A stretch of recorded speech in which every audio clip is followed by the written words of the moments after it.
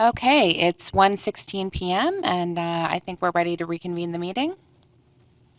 Great. Good afternoon and welcome back to everyone who is joining virtually and on the SEC webcast.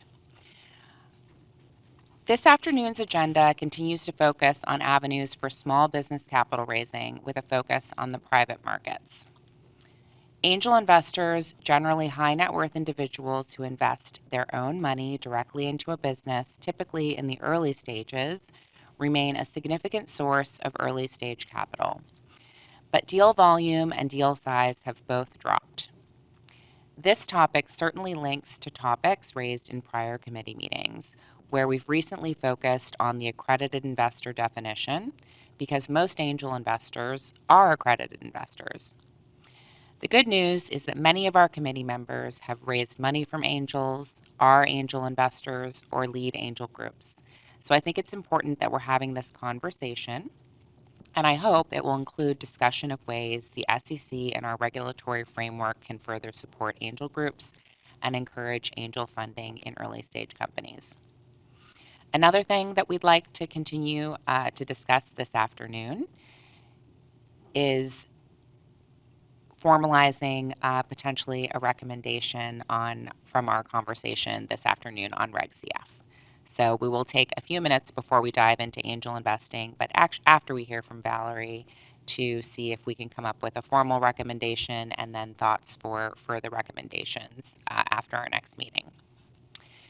So before we dive into those discussions, we thought it'd be helpful for the committee to continue hearing from SEC staff from across different divisions and offices of the agency to broaden the committee's collective understanding of how the SEC goes about executing its mission. Today, we're pleased to be joined by Valerie Zapanik, Director of the SEC's Office of Strategic Hub for Innovation and Financial Technology, FinHub. We're excited to learn about the role of FinHub and how it supports the SEC's mission. In particular, I think many of us are looking forward to hearing Valerie's synopsis of the regulatory landscape for crypto and token offerings, an area we hear a lot about both in the news and professionally. It's a fast-changing and ever-evolving landscape, and we'd love to hear your experience. So, Valerie, we appreciate your willingness to join us today. Thank you. Thank you, and it's a real privilege to be able to speak with you and address the group today. I apologize I'm not there in person and appreciate the opportunity to appear virtually with you. So I am the Director of the Strategic Hub for Innovation and Financial Technology here at the SEC.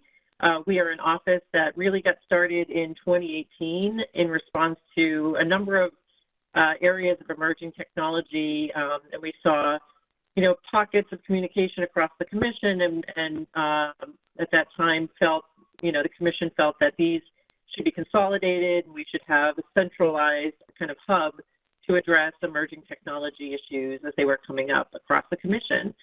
And so we were set up in 2018, originally as part of the Division of Corporation Finance, but we spun off into our own office in 2020, late 2020. So since then, we are a hub and spoke model. We have 8 members of the core hub, I would say, in FinHub, and that includes me, a deputy, a senior strategic advisor. We have a couple of attorneys, but we have some technologists as well on the team, computer scientists, financial analysts, and researchers. So we have 8 people.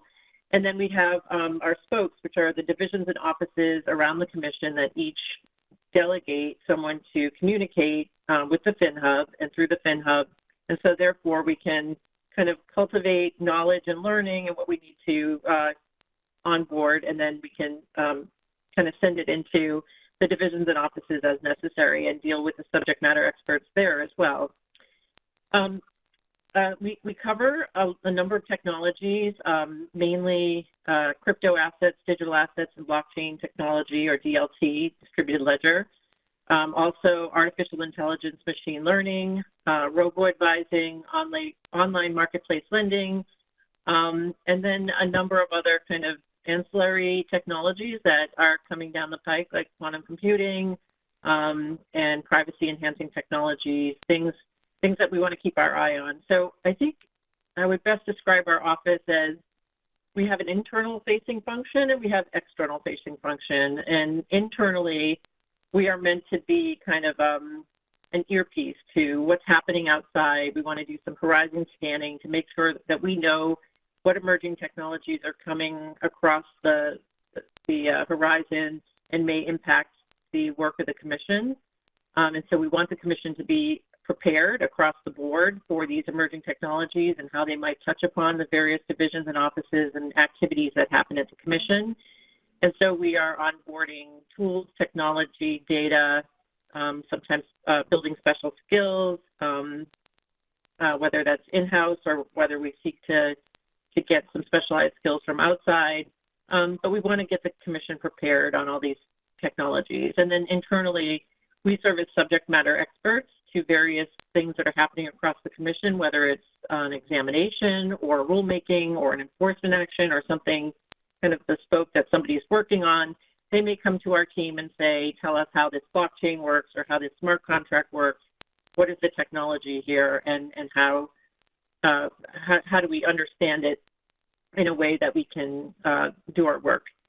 And then we have an outward-facing function. So we liaise with a number of market participants. We are meant to be kind of an earpiece and a mouthpiece at the same time. So we want to hear from people about regulatory challenges that they have or any pain points that they're experiencing as they are innovating. And we want to encourage responsible innovation. So we want people out there in the industry that are innovating to understand that there are guardrails, that there are laws and rules that apply. And, you know, as you probably know, when you're in the financial industry and you're handling people's assets, there are pretty stringent frameworks in place for good reason. And so we want people to have a place where they can come to the Commission, get the right staff in the room very quickly, to talk about, you know, kind of their projects and how we see the federal securities laws and how they, you know, we may want to flag issues for them. We can't act as their counsel, of course. We can't give legal advice, but we can always tell people issue spotting, or we would recommend that you talk to Securities Counsel, or you recommend that you would talk to a different agency, another agency like FinCEN or CFTC or some of our sibling agencies that might be dealing with the same kinds of topics. And we also get engaged a lot in the domestic work. So if there's sometimes projects going on intergovernment, like the executive order involving crypto assets or digital assets, we got involved with helping the staff respond to a bunch of requirements under that. And then we do get involved in representing the staff on various international work streams. So we do a lot of work with the Financial Stability Board, which has a crypto asset working group. It also looks at policy issues around global stablecoins. It's looking at tokenization, those kinds of issues from the financial stability standpoint. And then we get involved quite a bit with IOSCO, the International Organization of Securities Commissions, as they do work. So there was a fintech task force set up in 2022, I believe, and that task force initially was set up to look at crypto asset issues, and we put out 2 sets of recommendations last year. We delivered upon our promise to deliver high-level recommendations that cover market regulation, standards and principles over crypto asset markets and also over DeFi. So my staff led the work on the DeFi report, which we put out in final form last December. And there's ongoing work through IOSCO. This year we're going to be taking on the lead for work around artificial intelligence in the financial products and services and looking at some of the issues around emerging innovations and technologies in artificial intelligence. So just in a nutshell, they asked me kind of to cover crypto and AI real quickly, and I'm looking at the time because I want to leave open for questions. In the crypto asset space, the Commission has pretty much steadfastly taken the position that any particular crypto asset, you have to analyze the facts and the circumstances around the transaction involving the crypto asset to determine whether or not it involves a security. And if it does, the entire panoply of the securities laws will apply to that transaction and to participants around that transaction and activities happening with that crypto asset. So there could be implications for the federal securities laws involving an offering of a crypto asset. That, an offering, as you probably know, has to either be registered, exempt from registration, or otherwise it's illegal. And that guarantees investors very, very important disclosures around their investment. And then you've got the intermediaries. So if there are intermediaries that are carrying on certain activities like broker-dealer activities, exchange activities, investment advisor activities, they may be doing things with crypto assets that are securities that would require them to register appropriately and become subject to our examination, inspection, and an oversight authority. And then I would say, we have brought a lot of enforcement actions in this area, and they kind of run the gamut around any kind of misconduct that you would see in the securities area. The same kind of thing applies to crypto asset securities. So we've brought cases involving unregistered offerings, fraud in connection with an offering, unregistered entities like broker-dealers or investment advisors, and those kinds of things. We also brought a number of anti-touting violations. So this is when someone is touting, about a security, but they're getting paid to do so, but they're not disclosing that they're getting paid. So we brought a number of actions against pretty high-level celebrities in this regard. We've also done a lot to put out information from an educational standpoint to try to educate the public about kind of the risks of crypto asset markets, and we continue to press forward. We are keeping our eye on, there's a lot of talk around tokenization, so it's good to remind people that, even if you put a security on a blockchain, it's still a security. The securities laws apply. So there are lots of issues that we're debating internally and with the international community over, tokenization and issues that come up around that. And then in the artificial intelligence area, again, just like crypto assets, we are a technology neutral regulator. So we really look at the substance and economics of the activity that's being done. And if it involves a security, we regulate it. If somebody uses blockchain to transfer something, that it doesn't remove it from the federal securities laws. And if someone uses artificial intelligence as a tool involving some, securities markets, we still have our laws. So we're gonna try to be technology neutral. There is a number of, there are a number of work streams, as I mentioned, internationally going on to kind of take a stock take about what's going on in AI, especially with the innovations in the past 2 years, and then to, determine whether and how we should look at emerging technologies there. So let me pause. I think I've been going for about 10 minutes. I want to see if there's any questions or if folks have another topic that they want me to cover.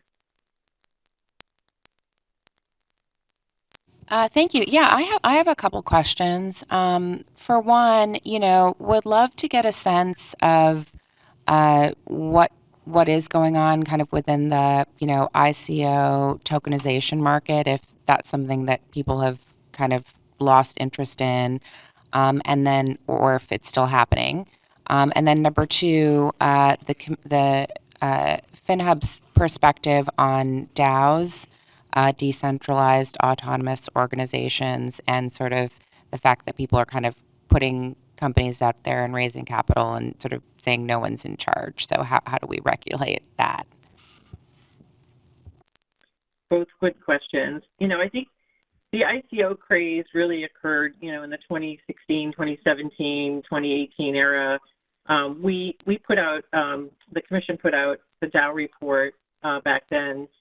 And this was a report looking at one particular ICO called the DAO at the time, and explaining how the federal securities laws apply to such an offering and how we would analyze it. After that, the commission staff put out a framework for analyzing ICOs and different questions you would ask under the Howey test. I think since then, it's hard to say. I hope that there's education out there that people know that just because you're offering something using blockchain technology does not mean that you don't have to comply with the federal securities laws. And as I mentioned, if it's an offering to the public in the U.S. Or into the U.S., it needs to either be registered or exempt or it's illegal. So hopefully people have gotten that message on the ICO front. I think on the DAO situation, there are people. We talk a lot about this in the DeFi report that we put out last year. We put out a consultation report where we got a number of folks commenting from the public, and then that turned into a final report of recommendations. From my personal perspective, and I guess I could have started this whole thing by saying this is really my personal views and not as the director of FinHub and not necessarily reflective of the commission or any commissioner or other staff member. But what I see is that claims of decentralization are largely overblown.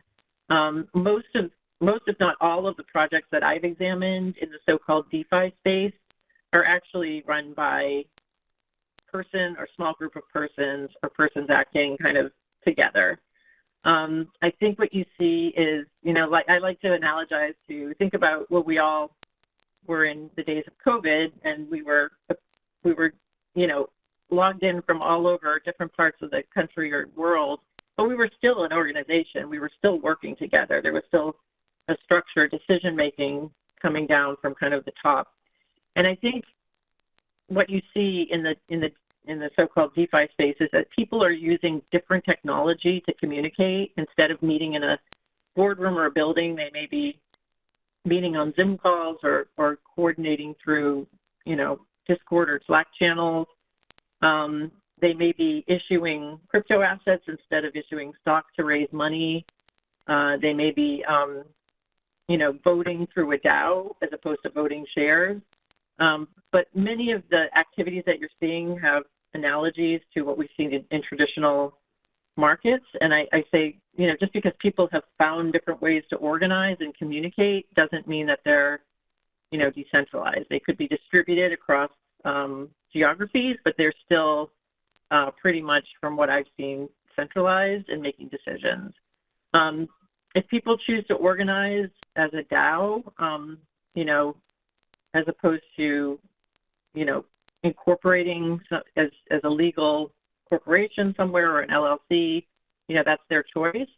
There have been some enforcement cases brought charging DAOs, both by the CFTC and the SEC. So again, I think it could be a new form of organization, but it's still people, and we're going to look at if humans are providing financial products and services. We're going to look at the facts of each situation and figure out, is there a financial product or service being offered? Do we regulate it? We apply the same regulation to the same activity.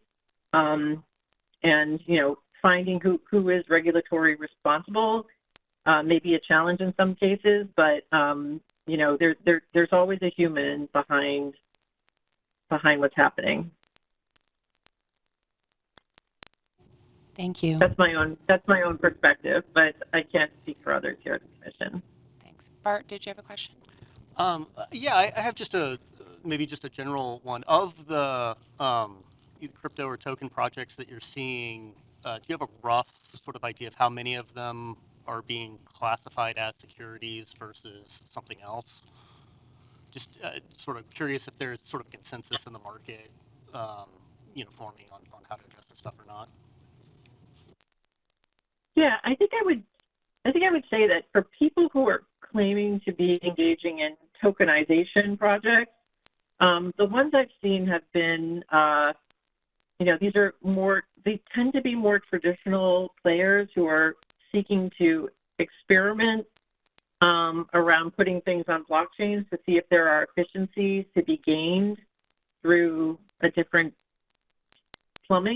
set of pipes that you're using for, issuance and transfer. I think that those projects tend they don't back away from being a security necessarily. So we've seen bond issuances, we've seen people want to tokenize money market shares, money market fund shares. That's happening, and you can read about in the press which ones are out there in public. And I think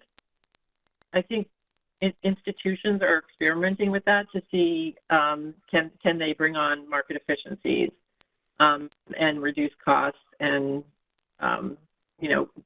get other benefits from that.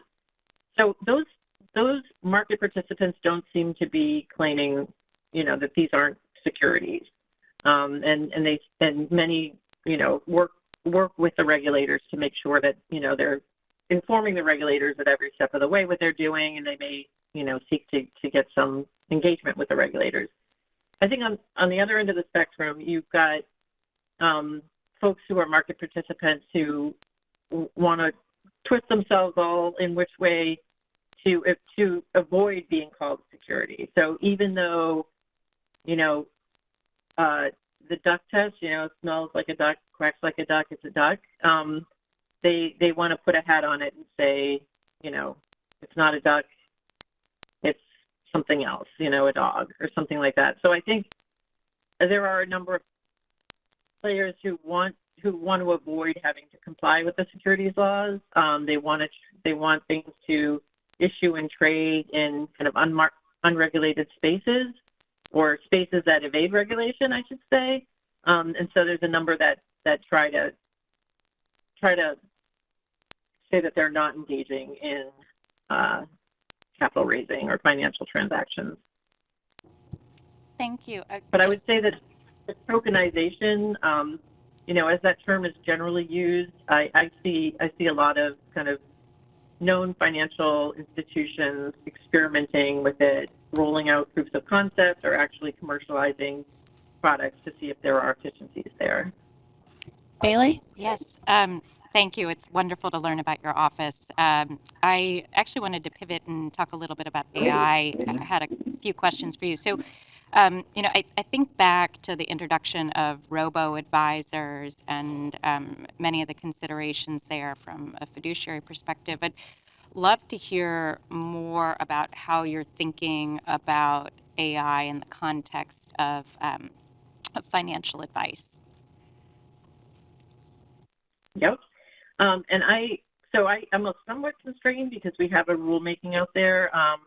It's the predictive analytics rule. It doesn't specifically only apply to AI, but it applies to technology that would encompass AI. And so there's a proposed rulemaking out there from the commission that essentially says that if an investment advisor or a broker-dealer are using this predictive data analytics technology, it's called covered technology, it's defined in the proposed rule, then they have to take steps to eliminate or neutralize any conflicts of interest created through the use of that technology. And I think that's a really interesting rule that talks about really focusing not on the technology itself per se, but on the conflicts of interest that can arise both in terms of the fiduciary obligations of an investment advisor and then the broker-dealer, suitability issues. So I think that because that rule's out there, I can't really comment on it except to say that it's out there and that we've received comments and they're being considered by the staff and the commission. And so just from my own work that we're doing at IOSCO, we're trying to look at how these technologies are being used and are contemplated being used, and we're going to look at a spectrum of risks. So there's the micro risks, which is, how could this impact the individual investor that's being given services using AI, or how can this impact the individual firm that's using the AI? What kind of, micro risks, I would call it, could be there from, for example, biases that are inherent in the data or mismatch of the model fitting what you're trying to do with it, or a disclosure problem about what the model actually does and what it's capable of and what the investor thinks it does. So those are kind of micro risks. And then on the other end of the spectrum are these macro risks. And this is something that the chair has talked about as well, is that as these technologies become more broadly used and we have concentrations among product service providers or data sets or models, do those concentrations create any kind of ill effects to the market? So would it create a herding effect, for example, if a lot of people are using the same model to do something, or would it create a cascading effect if inputs from these models are all interconnected in ways that we don't see yet? So I think these are the kinds of risks that we're going to explore along the whole spectrum through our work there. Diego? I don't know if I answered your question, but I hope I did. Oh, no, that was great. Thank you so much. Great. Well, yeah, thank you for your presentation. It was really informative to learn more about your office. My question is around a lot of our discussion, both this morning, but more broadly as a committee, has been focused around supporting underrepresented founders and thinking about systematic approaches that we can take to be more supportive towards various communities. And so I'm wondering, from where you sit, both in artificial intelligence but also tokenization technology, do you see that those advancements playing a significant role in including or excluding minority communities? And can you talk about sort of the challenges or opportunities in both of those scenarios? Thank you. Yeah, I think it's a great question. And I think people who are true believers in technology, I think they do say, well, this can increase financial inclusion because it can kind of level the playing field and create new ways for investors to interact with the market and to get information and to trade. I think as long as technology is developed in a responsible way, it can achieve these benefits. I think, unfortunately, in what we've seen in the crypto space is there is a lot of bad actors. And unfortunately, they can drown out the good actors. But we have seen, instances of affinity frauds where they're targeting specifically communities that feel underserved as a way of bringing them into a fraudulent scheme. So that's I think unfortunately we do see that, and I think with AI you'll see the same thing. There's whenever you have a new technology, you're going to have a lot of hype. You're going to have bad actors who are going to play upon that and then target vulnerable communities. There's a huge problem in the crypto space dealing with romance confidence scams. They have a terrible name for it called pig butchering, which I don't like to use, but that is how the scammers refer to it. But they're playing upon vulnerable communities, Right.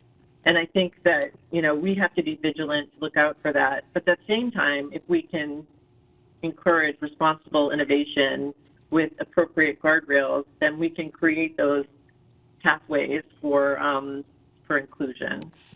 Just as a quick follow-up to that, I'm wondering, is there anything that you see as we continue to discuss possible recommendations as a committee? Is there any sort of recommendation or action that you would see that this committee could put forward that could address some of the challenges you mentioned? Wow. Just off the top of my head, I think education is a big thing. I think getting the message out there, providing education for investors so that they understand the risks involved and they can separate myth from reality, and they can kind of learn how to do their own homework and empower them to really understand a market before they delve into it. If you can help that happen and increase that kind of financial literacy and understanding, I think that would go a long way. Thank you. One sort of follow-up question to that. Now that we're a little bit longer into the hype cycle for crypto, have you seen anything in the market that you think is sort of particularly innovative in terms of doing things to limit the propensity for fraud or bad actors generally? If there's anything out there that you sort of have seen that seems to be effective in mitigating that, I'd be curious. Yeah, I think that I've always said that the technology has a lot of potential to actually embed compliance and features that would protect people right into the technology. I mean, one of the cool things about a crypto asset is it's a programmable. So, you can create rules and features wrapped around the asset itself that would help improve compliance and reduce fraud. So I like to encourage folks to use the technology itself. There's a lot of work being done around, digital identity or technologies that promote AML, CFT that I think could be focused on a little bit more. People want to move fast. They want to make money. But I think the projects that will have the longevity and the real breakthroughs will happen when people figure out how to build these things, to be compliant from the get-go. Herbert? Hey, Valerie, I looked at the website and I couldn't find anything on it, but you mentioned quantum as a part of your presentation. Can you tell me what body of work is being done around quantum? Yeah, I mean, I think we're always kind of keeping our eye on it and seeing. Right now, I think cybersecurity folks are focusing on it quite a bit, and there are other folks at the commission outside the FinHub.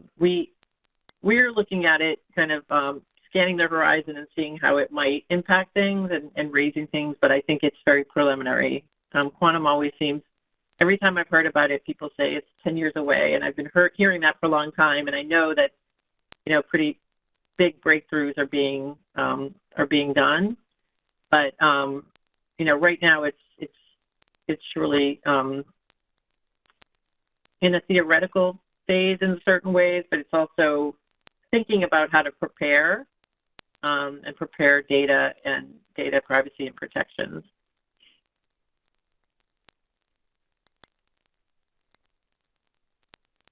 Great. Any other questions? All right. Well, thank you so much, Valerie. This was incredibly helpful, and we appreciate your time and the opportunity to get to know you and your office a little bit better. We are certainly hoping to be inspired to potentially come up with some recommendations on crypto or token offerings in the near term. So thank you for that. My pleasure. Thanks for having me. Enjoy the rest of the day. Thank you.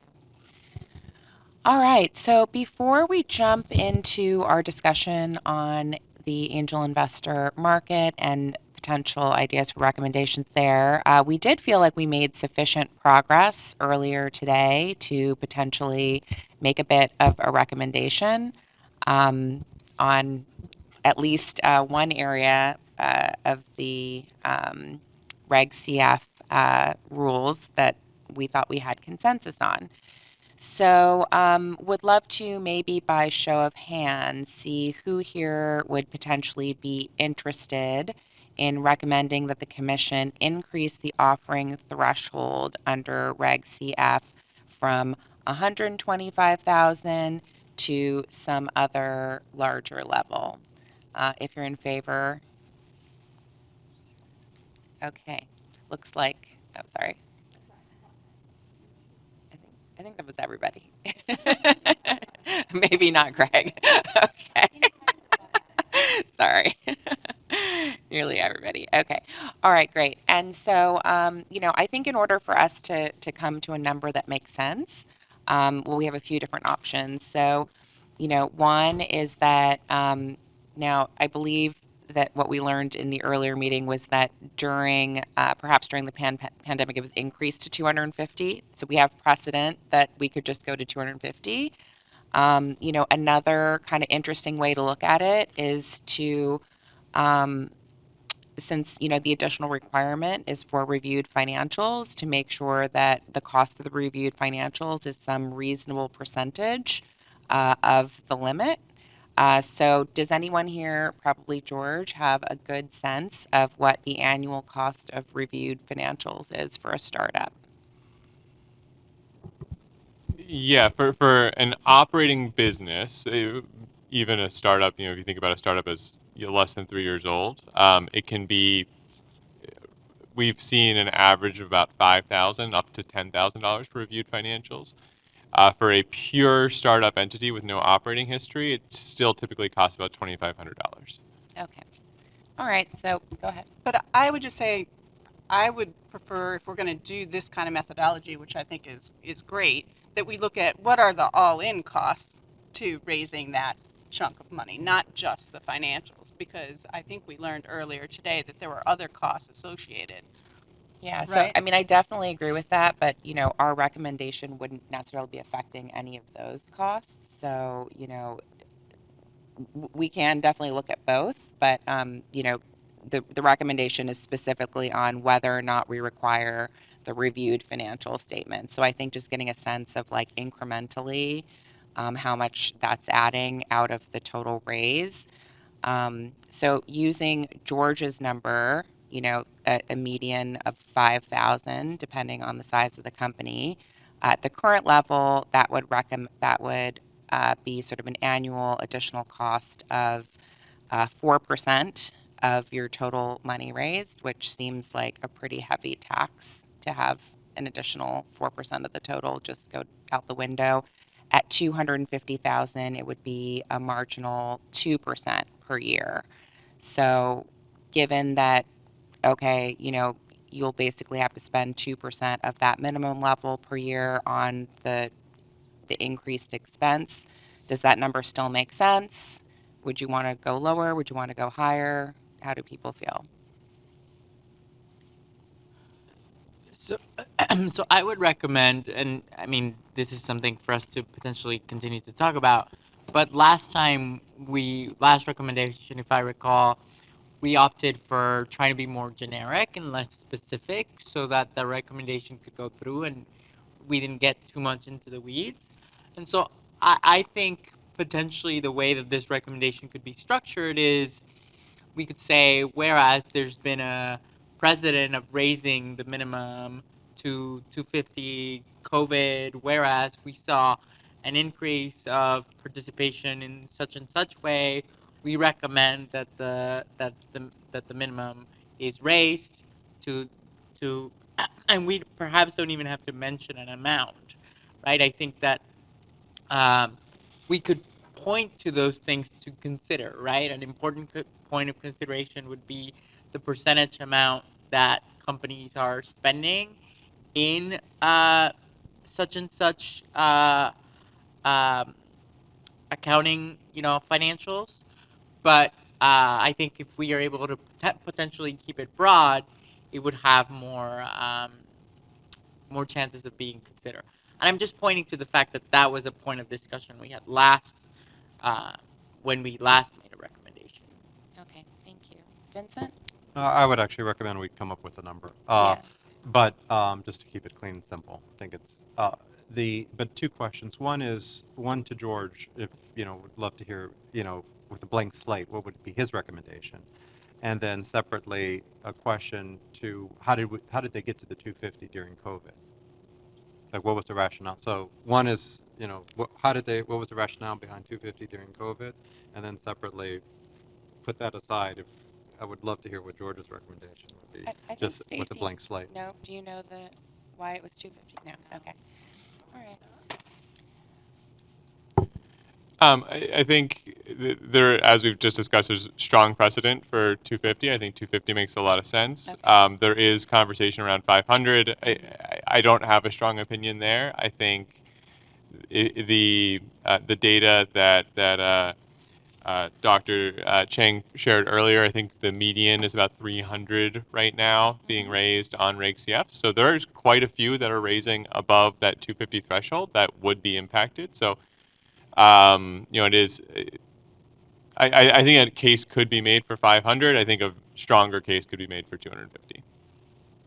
Okay, I love that. Maybe we should look at Dr. Chang's data, and then, I mean, I personally think using something that's an approximation of the median might actually be kind of a fair number. Let's see, I think I have her deck open here somewhere. Actually, Yeah, Erica, I think that's a really good idea because then we have a data presentation made by an expert that Yeah. has told us this is a number. It's not just, I mean, I hesitate to guess, but they probably just doubled the 124 to Yeah. 250. I think you're right. But having a presentation that says That the calculus median comes in is handy. 300, Yeah. I think that would be very supportive of our recommendations. Yeah, absolutely. Okay, so actually in 2022, the average raised was 364 about, and the median was 115. So, you know, that means that, yeah, there's, a lot of people who are on the smaller side who probably don't want to have to deal with. But it could be a result of something you said, George, which Yeah, is that they don't wanna inclination. raise over They don't want to raise 125. over a given Yeah. amount. So So that's a in a good sense, idea. it becomes. So maybe we recommend like 350, a little bit closer to the median. Yeah, and the average over all years sorry, a little closer was to the average, the average over all years was 336. So 350 seems like a number that's supported by the data, meaning that a lot of the people that will benefit, and then the people that really want to push above, they'll have to comply with some reviewed financials. Yeah, I like that.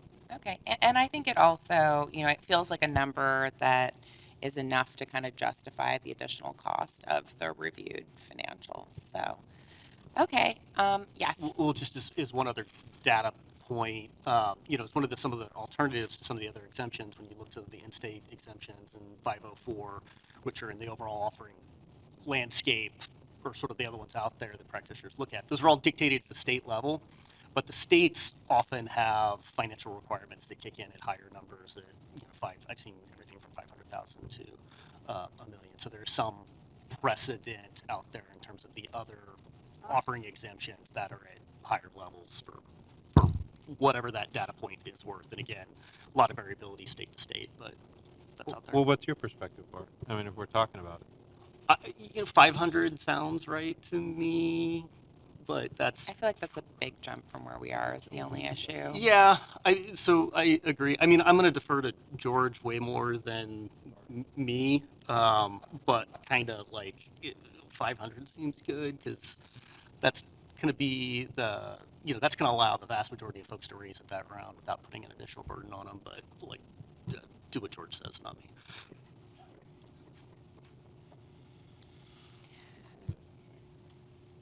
All right, any other thoughts or sort of dissenting opinions? And we can see if we can get to a number that people feel comfortable with. Sue? Yeah, I feel really comfortable with the 330 or 350. Yeah. Because we have that presentation that we all listen to, and it's on the record, and it feels like it's a reasonable jump. I think to be able, I also knee-jerk would pick 500, to be honest, but I think we would need to have more data. It would be great to have data for the time period where it was raised, what happened, and then if we had more data, we could come back and say, hey, well, based on the data of the people that raised more money, maybe we could raise it again. But I think for right now, going to the 350 with this, the guardrails we have makes sense. Yeah, and I think the point here isn't to eliminate the requirement. The point is to eliminate the requirement in cases where it's financially onerous. And I think if you've raised over 350,000, you can definitely afford to pay it. You should absolutely be affording a CPA to pay $5,000 a year to review your financials. I mean, that's, a substantial amount of investor money, which is the only reason why I would not recommend going so high, because then it's sort of making it seem like, well, this isn't even an important thing to do. So You could start with the 350 and then require a review process by the commission staff after a 2-year period of time as to whether or not they should raise it or not.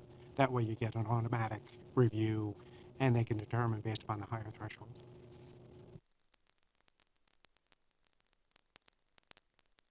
Okay, wonderful. So let's, I guess, put this to a vote. I am going to sort of read the recommendation without trying to sort of verbally include what Greg said, but maybe you can email that after or restate it, and we'll make sure Jasmine writes down the specific language that you want to use on the caveat for the next 2 years.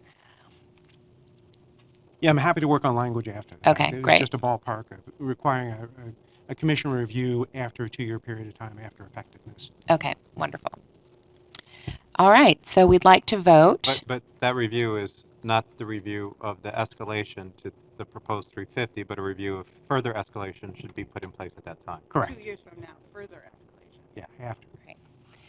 Okay, so we'd like to vote to recommend that the commission increase the offering threshold under regulation crowdfunding from $124,000 to $350,000, the level at which reviewed financial statements are required, so that companies offering less than $350,000 of securities in reliance on regulation crowdfunding within a 12-month period are permitted to use certified financial statements and certain tax return information for the fundraise. All in favor? All opposed? Okay. Any abstentions? Okay, all right. Looks like we have approved a recommendation. Thank you.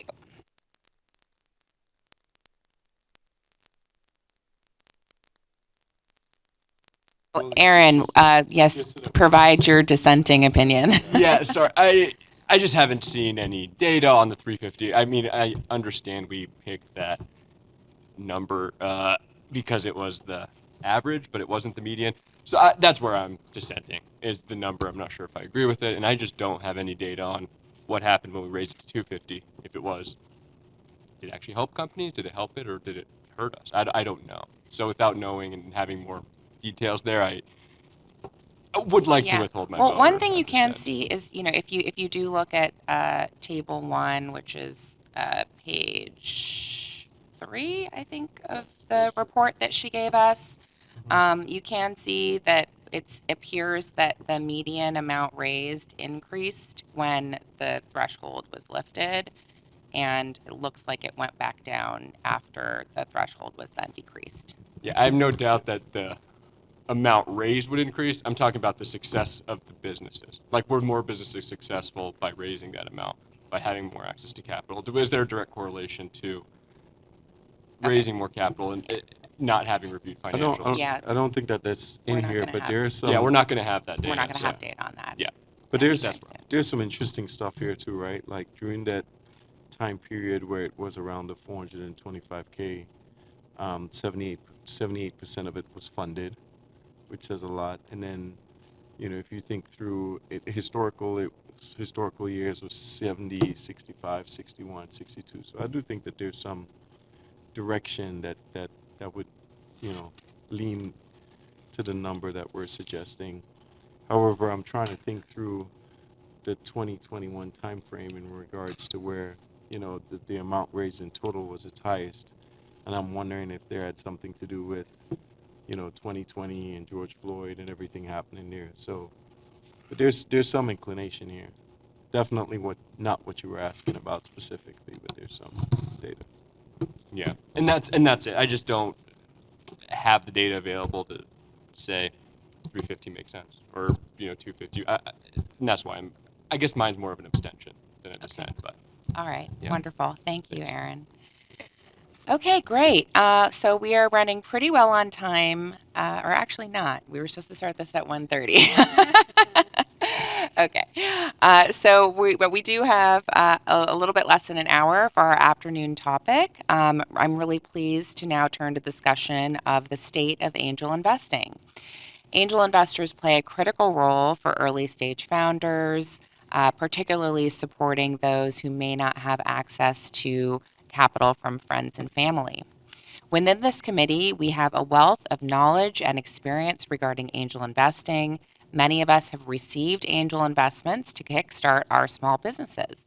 Others of us are or have been angel investors, members of angel groups, and or advisors to angel investors or leaders of angel groups. I'd like for us to explore how angel investors make their decisions, their views on investment risk, and consider whether there are ways to encourage more angel investment activity, as well as to get a sense for the state of the market, changes, and trends in angel investment. So, to help ground our discussion in data, we are going to take a few minutes for Julie Davis from the SEC's Office of the Advocate for Small Business Capital Formation to provide a brief overview of angel investor activity as reflected in the office's 2003 fiscal year annual report, which includes in-depth data on the state of capital raising activity. Thank you, Julie. Of course.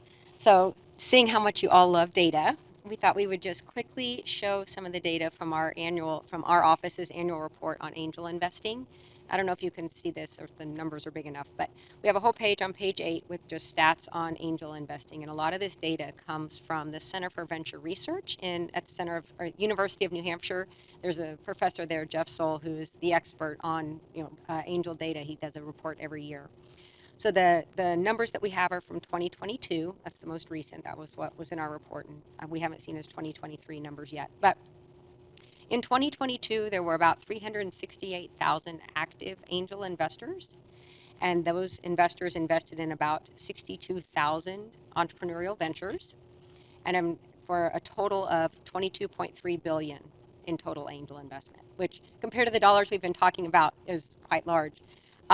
But also that 22 billion was a decrease of almost 24% from the prior year, which 2021 was a boom year for a lot of types of investments. But so both the dollar numbers had gone down from 2021 as well as the number of companies funded. But I think interestingly that the number of active angels actually went up a little bit between 2021 and 2022. So you do see more people, it was a slight increase to 1.2% increase, but it did go up.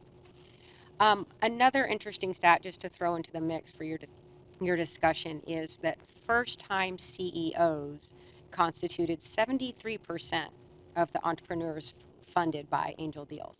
So these are these are risky investments that folks, recognize that. I mean, you see 17.7 deals on average per angel group. So folks are recognizing the need to diversify, and they are investing in those early stage founders. So just quickly moving through, because I know you don't have a ton of time here left, but wanted to just show the map here of that where angel investors, they're investing in their regions. And this has been the case for a long time, but we do see a shift where, like, for example, you can see in the Northwest, even where there was the highest percentage in 2022 of angels investing in their region, it was 80%. That was down from 95% the prior year. So you are seeing, I think we've talked about this a little bit, a few other folks have mentioned this today, that trend where more are invested, they're still predominantly investing in their own regions, but more are taking a look outside their region for investments. Real quick, since this is always an area y'all are interested in our women's section, in our annual report, 2022, the data shows, was a strong year for women entrepreneurs seeking angel capital. Women constituted 37% of entrepreneurs seeking angel capital, and that was up from 28.6% the year before. So that's a pretty significant jump. And the yield was pretty good for those entrepreneurs. Angel investors invested in 25.6% of the investment opportunities brought to their attention. And that was up from 19% in 2021. Also, when you look at the investors themselves, we've talking about the entrepreneurs getting the angel funding. Now we're just going to look quickly at the angels. 2022 was a record high for the number of women angel investors. 39.5% of angels were women, and that was up from 33.6% in 2021. Similarly, for diverse founders and investors, we had women were underrepresented. Diverse and entrepreneurs even more so, but the numbers are slowly increasing, an upward trend. So founders of color constituted 15% of entrepreneurs seeking angel investment, which was an increase from 2021 and a significant increase from 5% in 2020. And angel investors, again, with that yield, angel investors invested in about 33% of those investment opportunities brought to their attention, which was also a slight increase. And last, not least, percentage of angels that were of color, 8.6% in 2022 that were racially or ethnically diverse, which was up from 4% in 2021. So that's just a quick overview of some of the stats in our annual report, and hopefully that'll help frame your discussion. I know a lot of you may have even, more recent data and anecdotes to share. Thank you, Julie. So Erica asked me to lead this section of the discussion, and I'd just like to kind of preface it as one of the reasons we brought this to the table to discuss is because we'd heard that there was a decrease overall in angel investing. I'm not sure that all those numbers say that support that statement, but also because I think we all know that angel investing, somewhat like crowdfunding, kind of provides the on-ramp to the public markets and to the larger investments. If you never get that first little bit of money, you're not going to get the next bigger part of money, and you're certainly not going to go public. I thought what was very interesting about the data Julie just presented is that 73% of the companies that angels are investing in are first-time CEOs. And to be the more experienced CEO, to raise the money from the VC to take a company public, you have to be the first-time CEO first. And so that's why I think even for us as an advisory committee to the SEC, this is an important topic for us to discuss. And so I'd like to throw it to the group to, as Erica said, we all have experienced some variety or another in this space, and to be able to really dig into, is there something here that we can do to be effective? And I'd like to go ahead and start with Marcia, based on the experience that you have and your recent research into the area. Sure, thanks. Well, I could talk about this all day, considering. Well, you have like 45 minutes. Yeah, right. I really think, like we talked about with regulation crowdfunding, our biggest problem in angel investing is awareness. People just don't really know about the topic. They don't know it's available to them, and the biggest things the biggest myths out there are that it's only for rich people and it's only for the well-connected. And that's just simply not true anymore. And the geography that Julie just showed is so interesting because I've seen, again, these are all just my opinions, but that during COVID, we really saw people start to go online to find angel groups to do their investing. I had a personal situation where a friend of mine lives in the Northeast, ended up becoming a member of an angel group several states away because they felt like that was a better fit for them, and because now so many angel groups are online and they are investing nationally in many cases, it was something that they felt was a better fit for them. And so I think we're seeing that across the board. I think when I go back to this awareness piece, there's not enough education necessarily out there so that people understand it. They might think, they might find a company or see a company or meet an entrepreneur, or even go to a pitch event, and they'll think, oh, this is so great. I love, what these entrepreneurs are doing. They're making huge change in the world. They could be working on some kind of a healthcare advancement or something like that. But when it comes down to it, the idea of actually taking a step forward and saying, oh, I'm actually going to make an investment seems extremely daunting. They're not sure how to decide or who would they work with. So in a lot of cases, that comes down to the angel group. But the angel group business model is not the best, and we could go into a whole other thing about that. But since we're just sticking with how do we get more capital to our founders, I think it really comes down to letting people know about the fact that this asset class exists, and then we have to educate them more on how it works and how to actually make a decision and become a part of the investment process, not just through dollars, but through mentorship as well. Thank you, Marcia. Any other comments from the group? Bart, in your experience when you're working with companies, what have you seen over time? What are you seeing currently about how they access that first? What angel money is usually kind of the first money. Yeah. So echoing everything that Marcia said times two, but yeah, angel capital tends to be smaller and tends to be more local, for sure, versus going out to a venture capitalist. So if you are especially a first-time entrepreneur that hasn't raised venture capital before, doesn't have those access to those networks, you are very likely going to your friends and family, but the broader community that is connected to your friends and family, which is tend to be your local backyard, and you're probably looking to raise somewhere between 250,000 to maybe $1 million up at the sort of top end, and that is angel groups. That tends to be too small for most venture capital companies. Even a sort of a small venture capital fund is probably looking to write checks into $1 million or $2 million rounds, and so that's the realm of the angel. Now, the good news about angels is they tend to be, they are more willing to look at factors other than pure financial return. So they are more willing to support local entrepreneurs that are hitting on another impact point.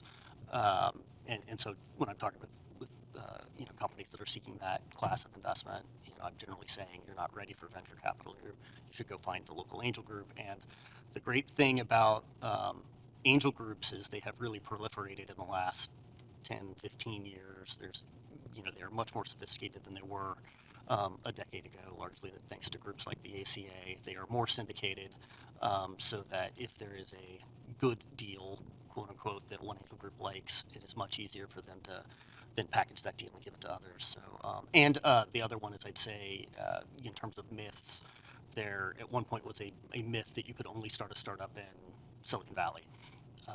And that, I think, is, at one point that may have been true. I think that is far less true today. So in terms of the opportunity for investors, it is much more geographically dispersed than it once was. So let's get back to, you talked about, Marcia, you talked about awareness. And, there's two sides to the awareness. There's the small little first-time CEO company being aware of angels and finding connection to angels. And then there's investors understanding they can be an angel. So what's the push and pull between those two, and where's the real pain point to be able to get the capital flowing? You want to take a stab at that, one of you, or anybody else is welcome to join the discussion?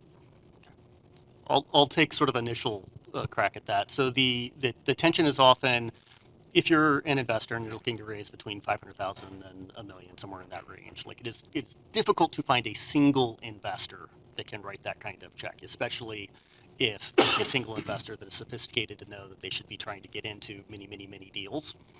And so that tends to be the nexus point that gets attracted to an angel group, where you have an investor that may say, oh, I've got,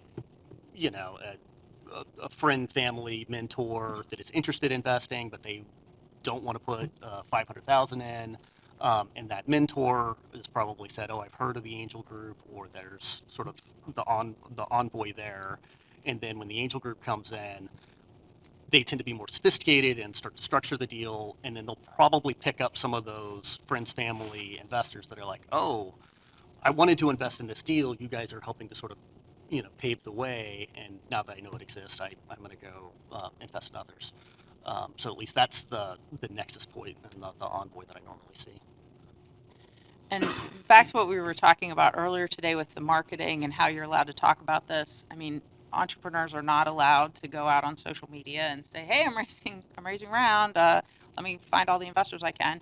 So I think it's very challenging for them to even be matched up. I talk to entrepreneurs all the time, and they're like, "Okay, well, this is the type of company I have, and this is the type of funding I'm looking for." And then, a lot of it comes down to they just have to network and network and network, just trying to find the people that match up to them. I mean, I know a lot of people in angel world, but I have struggles even to talk to an entrepreneur, and they're like, this is exactly what I'm looking for. And then I'm like thinking through, like, who do I know? Wait, this angel group invests in this. And, so it's very kind of dispersed across the country about who invests in what, and there isn't necessarily a place that you can go to find out. I mean, the Angel Capital Association's website, we try to put a list of the angel groups that are out there and kind of what their focus is, but it's like the matchmaking is very challenging, and they're not allowed to talk about it, so that becomes very challenging too. What about AngelList? Isn't that kind of like what AngelList was supposed to do in the first place? Yeah, but I don't really know enough to speak to that. Well, some of it, I think, is though that some of the angel groups don't want their name and their existence to be publicized, because they don't want to just be, attacked by or flooded by, whatever word you want to use, flooded by 500 different things. They want to be picky. So I think there's a little bit of investor education and, hey, you can have some kind of presence without being personally assaulted in the grocery store by an investor. So I think I'm by a company. So I think that's part of it too. But I do think that these lists have not served their purpose. Marcia, can you explain a bit about what's the reasoning behind a startup not being able to publicly say that they're raising? That point was mentioned last session, and I'm just don't know enough about that. So, Well, we'll refer to Bart, the lawyer on here, but the 506B rule and the 506C rule around general solicitation is kind of where that comes down to. If they are registering under Reg D, under 506B, they have to be able to only present their offering to people who are close to them or who have been invited. And if they do a 506C, then they could very well go out to social media and talk about the raise. But now that's a completely, it's a different offering. Yeah, Diego, I would just say if you've ever seen the movie Glenn Ross, like that's a great example of why they're not allowed to just call whoever with the info on the deal. Marcia, one of the things I've been thinking a lot about lately, so I appreciate your comments here, is just are there opportunities for Lyft in terms of how we organize many of our federally supported tech accelerator programs? Are there ways for us to be a little bit more intentional and organized around sharing, with the permission of the entrepreneurs, information about the businesses that are going through these accelerator programs in a more targeted fashion with angel groups that are either focused on a particular technology vertical, industry, or geography, and some sort of matrix of taking that information. So that way, there is that earliest of capital that is there for the companies that are going through that tech accelerator process. A tremendous amount of federal and state funding have gone out in the past couple of years to start to seed accelerators and incubators. So I think there might be something there. I totally agree. And Diego probably has more statistics around how much more successful businesses are going through an accelerator. But I would love to see federal and state money getting behind angel groups. And in some states, I've seen that happen before. Ohio used to be extremely generous. I don't know recently. I haven't been paying as much attention lately, but there's some states that are just very generous about helping these angel groups get started. But there's also perception out there, well, angels are a whole bunch of rich people who don't need any help. So, and that's not really the case. The angels are taking the most risky step, by investing at the very earliest of stages. And yet they have to use their after-tax dollars. Sometimes there's tax breaks with 1202 and all that. We won't get into all that. But, if they hold the stock long enough. But it's not liquid, and I think that there are things that we could do to help incentivize more people to want to participate, and that would help. I think one of the things we could do is help angel groups with the organization and sophistication. To Bart's point, I've seen a lot more angel groups put funds next to their angel group, so almost like a micro VC fund, so that the investors do start to diversify and start to reduce their risk. They become more educated by watching what happens, within the group, with only having to put, write one check as opposed to writing 10 or 20 checks, just trying to get diversification. Just to take it full circle before we wrap it up, if you think about it, and then we bridge the gap between the conversation around Reg CF and having the technology platforms and the opportunities you have where you've got focus and expertise. I mean, you could imagine a world where, say, we had dedicated Reg CF technology platforms that were focused on providing the infrastructure to get the capital to businesses that were coming out of these federally and state supported tech accelerators to help with the valley of death, and then having angels at the ready to be able to invest in them off those platforms, either directly or, to your point, if there is any innovation and regulations to allow pooling of the risk, there might be an opportunity set there. Yeah. I've got a few thoughts. One, I think the tech accelerator approach is a good one. However, I don't want to just limit it to the tech accelerators, right? Because if you look at some locations or as it relates to geography, most of the tech accelerators tend to be on the coast. And, someone like myself or someone in the Midwest really don't get the benefit of some of those major tech accelerators. So I want to make sure. I think it's a great avenue, but I think it can't, it's not a single bullet by any means. That's my first point. Secondly, and I think I talked about this in the past, but Kansas has done a really good job in regards to how they can leverage their tax credits to drive angel investment where, for every 100,000 that you invest, you get 50,000 off your Kansas income tax. And if you're a husband and wife and you're going to invest 200, then you get 100,000 off your Kansas income tax that can roll multiple years. So I think that there are strategies like that, because when they actually instated that, I know many of the angel groups, when the person presented, they said, do you have tax credits? Is one of the big questions, because if you think about the math associated with it, 50% is somewhat mitigated based on the tax credit. And then if the deal goes south, you're looking, I think it's approximately 40%, off your cost basis, right? So you're really risking 10% of your capital, which makes it a lot easier for angel investors to participate. So I think programs like that it increased substantially the amount of tax angel investment that actually came out of the state of Kansas, to the point where, it actually drove people moving from Missouri to Kansas to participate, because you had to be a Kansas company to benefit from it. And then the last thing I would say is that one of the big challenges, especially with increasing the angel investors, is that, the game in angel investor is not just pick one company and invest in it, right? This is early stage. So you need a portfolio of companies, right? And I think what happens is that we bring in individuals into angel investing and they say, okay, I'm just going to put 25K to this year, but then they put it in one company because the angel groups are not necessarily set up to hold capital and to somewhat divide that capital across multiple companies. And I think that's a big challenge, and something that if we can address it, it's probably better for that person to, take 5K and put it in 5 companies versus 25 in one, just from a diversification perspective. So that's something that I don't know how we handle it. I don't know if there's something that could be done with the angel groups that, somebody give me a timer. The angel groups to allow and to mitigate that risk. But I think that that's a big deal, because that one person invests 25K in one deal, and that's the deal that doesn't do well. I mean, they're not wanting to actually participate in angel investing ever again. Right. And now they're like, okay, no, I tried that once before. I'm going back to real estate or something else. And I've seen it.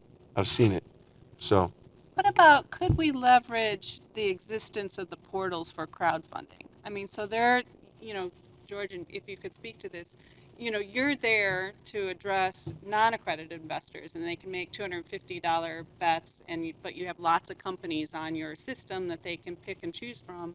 Is there a way to leverage the existence of that portal to service the angel investors, the accredited investors who can invest more and have a whole different set of companies that they could? I mean, the systems are there. Correct me if I'm wrong. Republic already does that. Okay. Yeah. I mean, so is there a way to incentivize that? I mean, we're a SEC advisory committee, so what kinds of things could be done to incentivize something like that? Go ahead.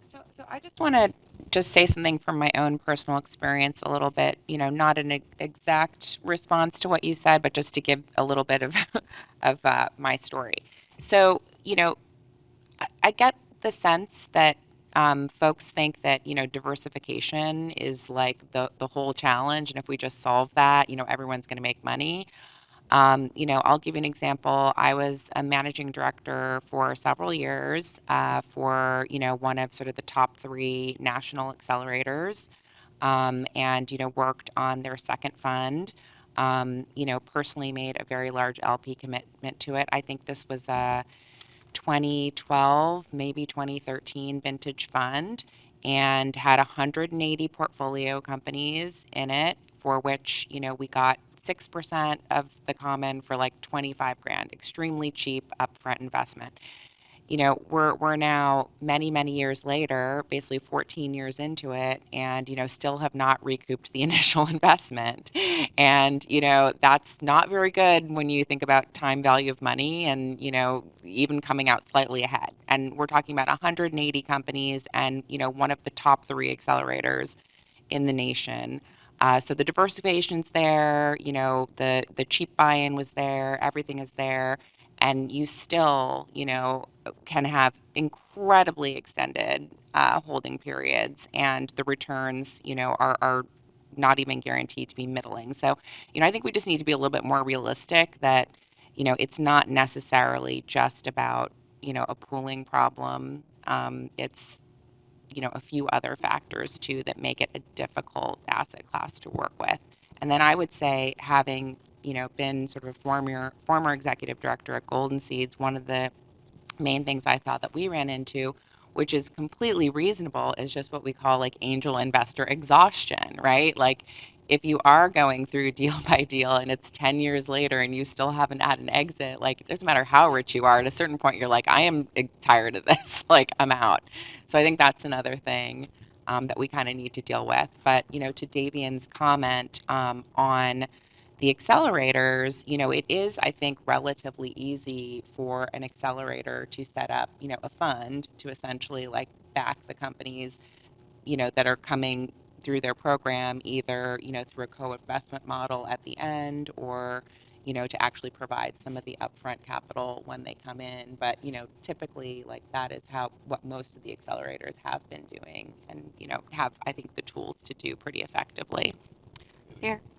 Erica, I was just going to say, I'm glad that you brought up the many dimensions of diversification. I spent a great deal of time extensively in private sector when on the private side at a large platform that was investing in seed stage, early stage through growth, and primaries, secondaries, funds, co-investments across all of it. And I'd encourage us to think about not just diversification in terms of the number of companies in that basket, but the portfolio construction is incredibly important, and being able to invest across stage and across vintage year. I will say, if you look at it, the risk-adjusted returns when you are able to diversify across the vintage year, across the stage of investment, as well as having broad exposure with good portfolio construction, it significantly de-risks private markets portfolios, but there's a number of elements, and so I'd encourage conversations about this to think also about the needs for follow-on capital, because that can further de-risk, to think about having these vehicles happen over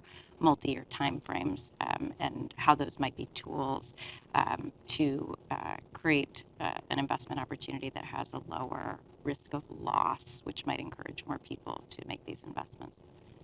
And then just one other thing, and when I talk about the diversification also, I'm also looking at it from the perspective of just the angel investor, right? I know many people who have tried out angel investing and invested in one deal and decided that they will not angel invest again. I mean, and that's just the reality of it, right? And maybe they didn't get the deal via an accelerator, who, yes, they do a really good job of demo days and invite everybody in, right, and try to invest alongside. And I think that comes back to education as Marsha was saying. But I know many people who they tried it one time, and that not that they had a bad picker but it was just the one deal that they put in and they got a negative experience. Now I don't know if we're probably not going to mitigate that. We probably can't change that. But I think anytime you can help educate people and help them go through the process of understanding, because angel investing is risky. I mean, you bring up the point about follow-on capital. Most times, the angels are the ones who get squeezed if you don't have the follow-on capital, because something happens, someone comes in, they don't care how much success, they don't care that you're the one as an angel investor that helped get the company to this certain point, but that gets squeezed either via liquidation preference or, hey, we want to recap the company. Those are all risks that come with the early stages of angel investing, and anything that we can do to help one educate people and mitigate some of that, it's at least worth exploring. So I think the two things that have come out most are education, because Marsha, you started with awareness, which is education, and Bart was talking about connecting the groups, and you were talking about the companies, and even you who are knowledgeable can't tick through all the investors. And David, you just talked about, making that connection and having somebody who has an experience even want to do it again after you've already made a connection. So what is it that we, are those the things that we need to think about? Connectivity, awareness, education, and diversification. It seems like it's all three things are part of the issue of making the engine go. But what are people's ideas as to solutions for those three issues that have been brought up? All right.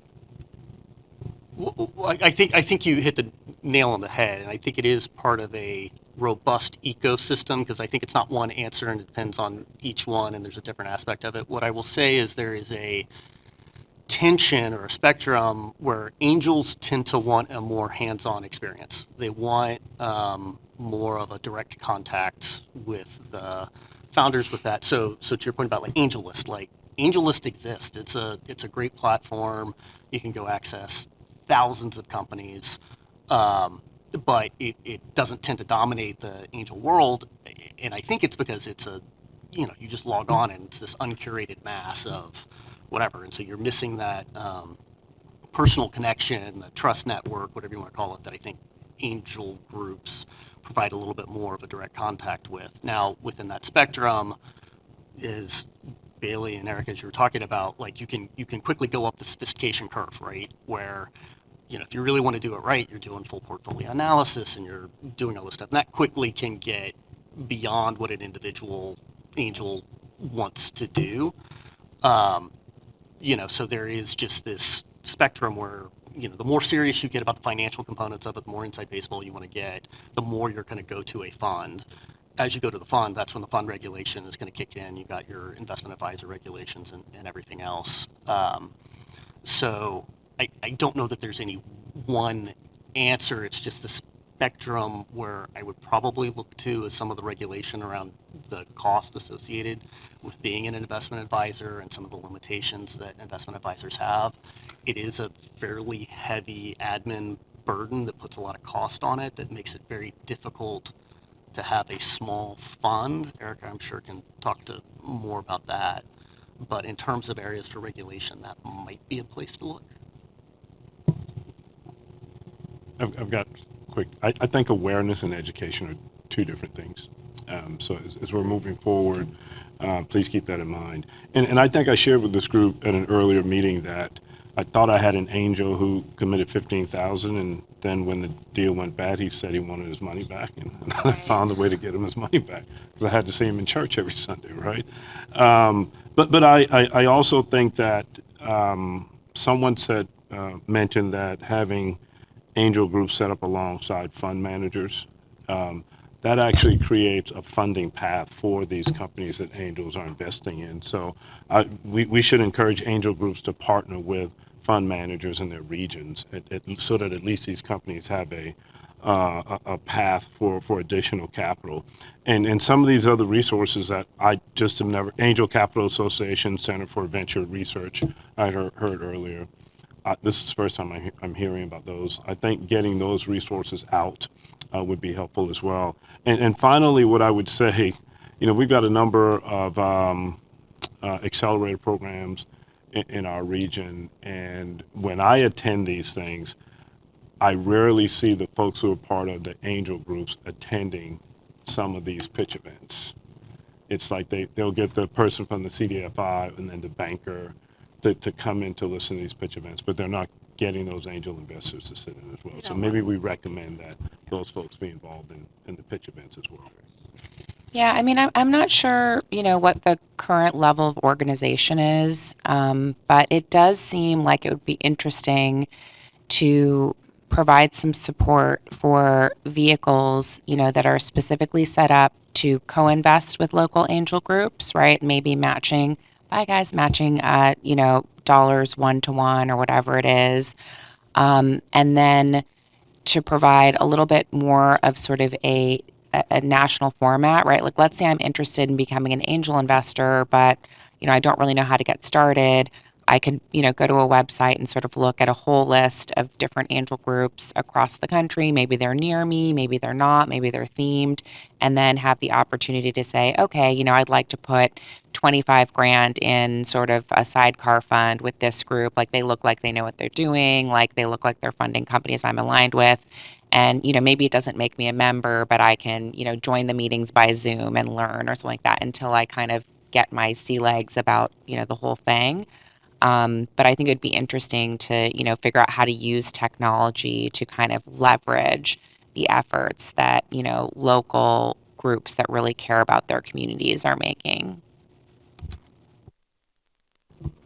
I think that kind of closes the loop on the theme we've been talking about, that helps the awareness, helps the education, helps the connectivity, et cetera. And can we work with existing accelerators, existing angel groups where they do exist, and the crowdfunding platforms to kind of pull that all together?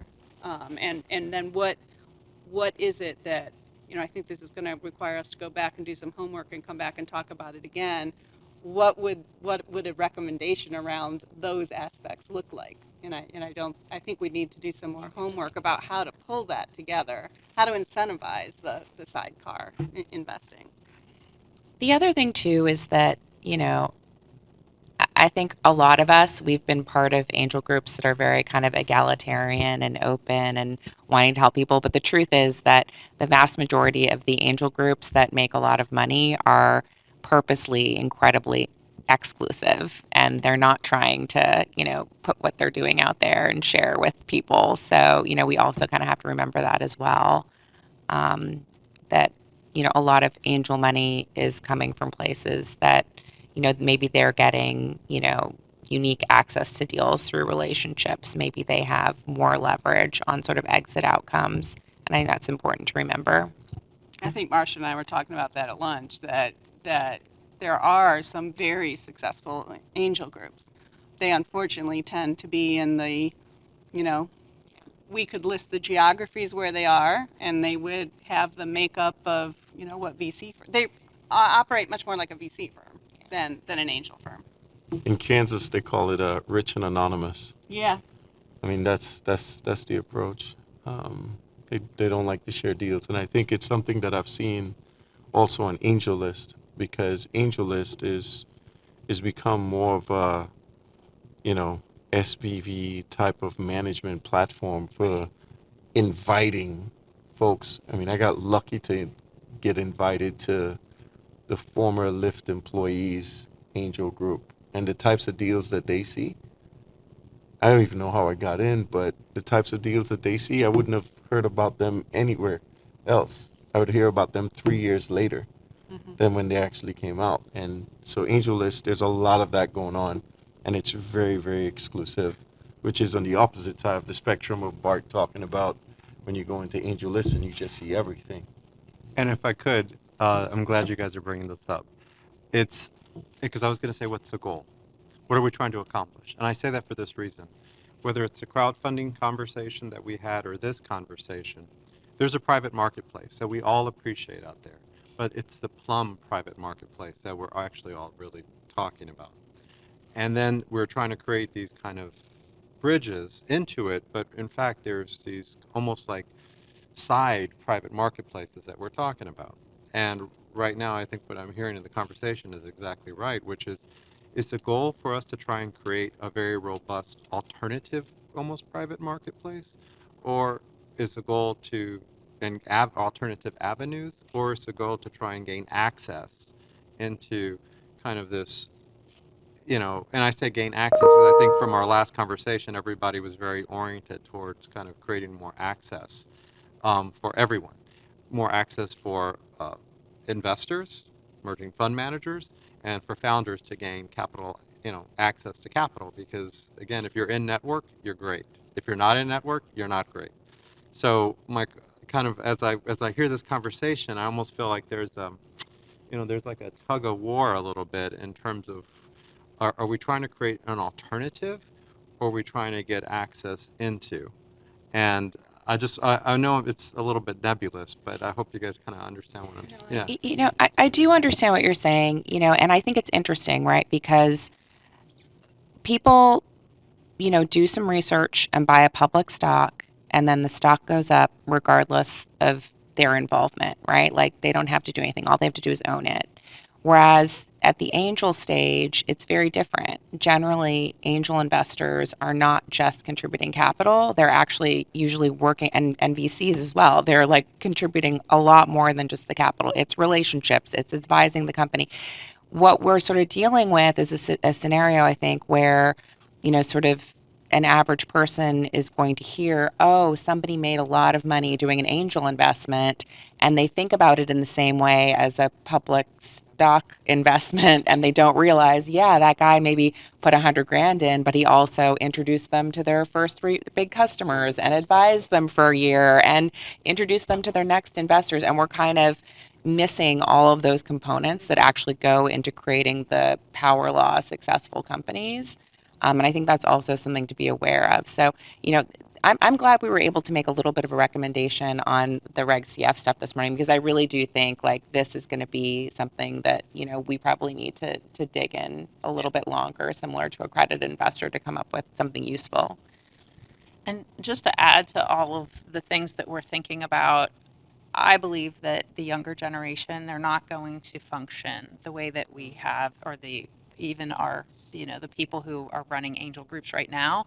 At the Angel Capital Association, we've actually seen several groups, successful groups that were, had put a lot of capital into their markets, actually not be sustainable because they didn't have a succession plan. And there's so many people that I've talked to in the younger generation that have just said, well, we want to do everything on our phone. We just want to be able to go to an app and, push, invest. And I'm like, are you, what? Yeah. So, I mean, but that's kind of how they're thinking about it. So I think we have to be, aware of that so that we can try to see what can we do, because I'm worried that you've got the group that are, making angel investments now, who are running angel groups. You've got the younger generation that's kind of up and coming, and they haven't gotten to that accredited investor definition yet. And then what's going to happen when there aren't enough people in the succession planning who are going to continue these groups? And then we're going to see this like dip in funding to entrepreneurs. I think we're seeing some of that already.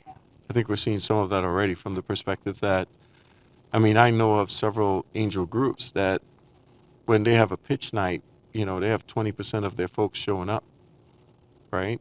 For multiple reasons, right? Either, folks don't care about it anymore, or folks are getting their own deal flow directly. So they're not necessarily depending on the angel group. So I think we're seeing a little bit of that already, and it's a little bit scary. I also think that someone made a point earlier that there's got to be this joined at the hip type of relationship between whether it's, early stage capital that's not angel capital. I think that that's a very unique dynamic. I mean, you see large venture firms who have not an angel capital, but an early stage, right? Because it's lead gen for them. And I think that there's an opportunity for these angel groups to be lead gen for, early stage capital. And then I will tell you, it's pretty powerful to know that there's some follow-on capital that's sitting there if the companies are doing well. So I do think that we're seeing it, and we should be looking at more ways where early stage capital should be teaming up and either sharing deals. And I know it's happening in some places, but probably not in a very sophisticated manner across nationally. So we've talked before about how there's the kind of sister group advisory committee of investors to the SEC. Would this be a topic, and we've talked about maybe having some interaction with them. Would this be a specific topic that both those advisory committees would have an interest in, and we should have some kind of joint conversation?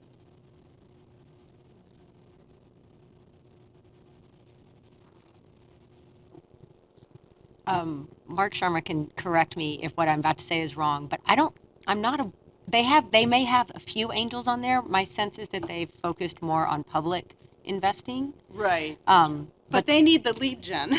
yeah, They're and more interested in the retail angel. investors, Yeah. in They're the more public retails. markets. Okay. Now and that that's doesn't mean they different. wouldn't be interested, because I know there's at least one angel investor I'm thinking of that has been on that committee. But as a general matter, I think it's been more retail. That doesn't Okay, mean if to. it's retail, it's not gonna. Retail doesn't. Yeah, doesn't know.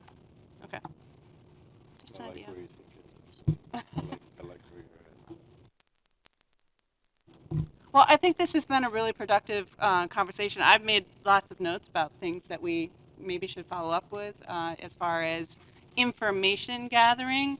And I think all of us need to think hard about, I think we've identified a lot of issues and a lot of pain points, but what is it we could productively do that would help move things forward is, I think, something we need a lot more thought. Yeah, absolutely. I think this is, one of those times where we say, let's kind of noodle on things a little bit and look for inspiration between now and the next meeting. And Marcia, I know you're going to an angel investor conference, over the next couple of days, so you can go This and weekend, next week. solicit from the crowd and, find out how we can help people or, do things better. I mean, I do think there are opportunities for improvement. I think we just need to be a little bit creative around how we suggest them, and this is a perfect group to do that. All right, any final comments on angel investing?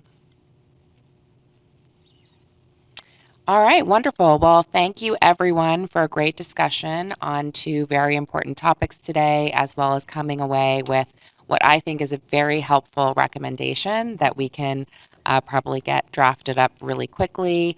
I want to remind everyone that our next meeting is scheduled for July 30th, and it will be fully remote. And I hereby move to adjourn the meeting. Thank you all. Thank you. Do we need to vote on adjourning? No? Okay, great. We're adjourned.